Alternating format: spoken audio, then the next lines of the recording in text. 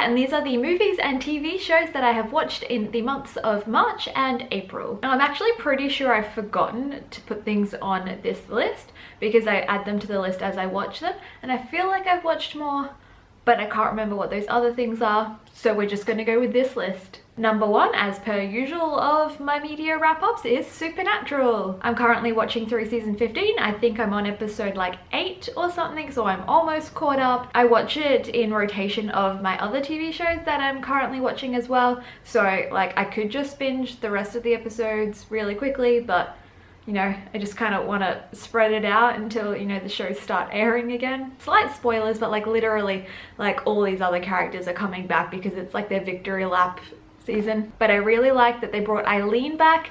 She kind of left again in this last episode, and I'm like, can we not keep one female character? And then the boys finally remembered their other brother. It's been 10 damn years and you just remember he existed again. They justify that they kept him in there for like the safety of everybody, but like Sam and Dean are always pulling each other out of hell and heaven and purgatory and wherever else they go, and that's not good for the world. So Sam and Dean kind of annoy me with that, but you know, what are you gonna do? Next up is of course the DC CW TV shows. I like them enough to even have this Star Labs jumper. I've now finished Arrow season 6, Flash season 4, Legends season 3, and I've almost finished Supergirl season 3. So I believe that's still somewhere in 2018, but I'm slowly catching up, and you know, now that they can't film right now, this is a good chance to actually catch up on currently airing TV shows before they go back to work. 3 is a rewatch because I discovered it's on Disney Plus, and it is George of the Jungle 2. Not enough people have seen George of the Jungle 2. I love it. Like, yes, they recast George and Ursula, but the new actors were really good as well. And they straight up reference the fact that they recast George right at the beginning of the movie. Like the narrator is talking and stuff, and then new George actually responds to him, and you know what? I'm just gonna try and put the clip in right here. And as our story begins, our popular potentate has produced a prince. And huh? Wait a minute. Who the heck are you? Me, new George. Studio too cheap to pay Brendan Fraser. Oh, Let's go, Dad. how did you get the part? New George just lucky, I guess. It's an enjoyable movie. It is a fun time. 4, another rewatch because I was feeling real nostalgic apparently, and that is Confessions of a Teenage Drama Queen. This movie still holds up, but I am kind of annoyed that me and my friend never like just came across one of our favorite band members in an alleyway and then became friends with him, and then he shows up at our musical after party.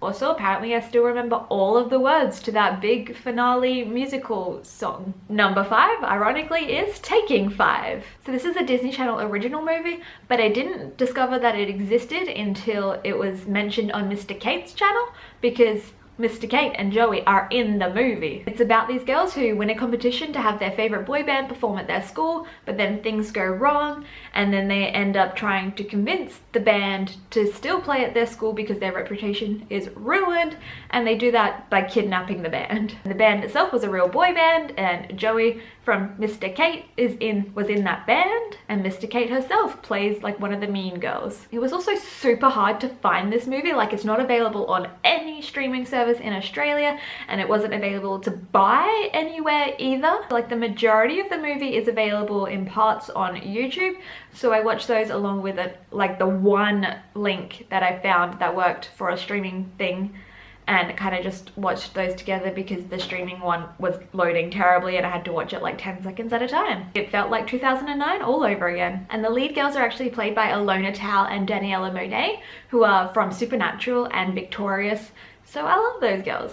Number 6, another rewatch, and that is Sleepover. Does anyone else remember this movie? Because I loved it and I always wanted to have a sleepover like those girls. But like, now that I'm watching it when I'm older, I'm like, you're 14, what are you doing in a club? Get out of there. What? Like, I'm worried for the girls' safety now. I'm like, please leave the club and go home. But then they end up at the high school prom. I'm like, that's an okay place to be. Everyone else there is around your age, and there's teachers and chaperones and not guys that you find in clubs. Number 7 is Bachelorette.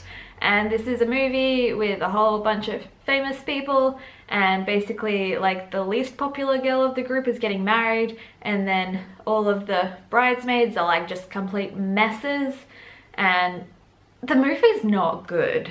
It primarily takes place the night before the wedding, and it just wasn't good. Like, all of the lead characters were just complete messes, and not like in a good way, and they were terrible friends, really. The one character I liked was Rebel Wilson's character, even though she had a terrible American accent going on, and we barely even saw her. Number 8 is a rewatch because I rewatch this periodically, and that is 10 Things I Hate About You. It's now on Disney+. Every time I go to watch this movie, it's on a different streaming platform. First it was on Netflix, then it was on Stan, and now it's on Disney+. If a guy could come and serenade me and dance and get chased by like the school campus police, that would be great, even though I'm not at school.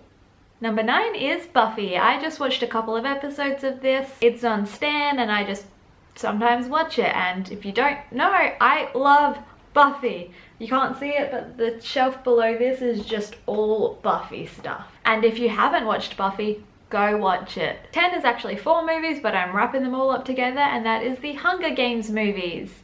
So the YA Room had Netflix parties for all of these. It took us 4 weeks because we did one every Friday. And those movies are really good, like top tier YA adaptions. They were also like just super emotional at parts. And it was a fun time being able to watch it with my friends. So if you don't know, Netflix Party is this app you can get for Google Chrome. Everyone like gets in like a virtual room together, and one person can control like the movie or TV show that you're watching, so everyone's watching it at the same time, and there's a chat along the side, and it's fun. There was a lot of like screaming about how much we hate President Snow, and just like saluting and screaming for Nick's name. 11, another rewatch, and that is White Chicks. I just had the urge to rewatch this for some reason.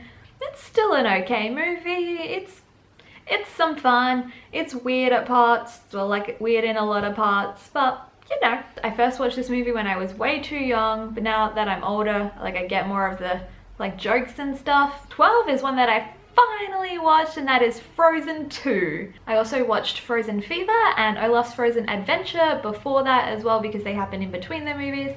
And then I finally watched Frozen 2. I never saw it in the cinema, and I love it. I cried, I laughed, I love them all. And lastly is something that you could not get further away from Frozen, and that is Too Hot to Handle. This is one of those weird reality shows that's popping up on Netflix. So basically a whole bunch of super hot people are put in a villa together, and then they're told they're not allowed to have sex or kiss or have inappropriate touching, and every time they do, the prize money lowers. So it's supposed to teach them to have like value in relationships and stuff, but like they were also dumb. This one girl in the first episode, she's like, oh, Harry's from Australia, love that, don't know where it is. Yeah, okay. I mean, Australia's not a small country, you can't miss it. I have a lot of feelings about Francesca. She definitely shouldn't have like gone back to Harry, but you know, what are you gonna do? Apparently they're still together, so maybe it just all worked out anyway. So there you go, there are the movies and TV shows I watched in the months of March and April. Please comment down below if you've watched any of these. And if you like this video, please give it a thumbs up and subscribe to my channel to see more of my videos.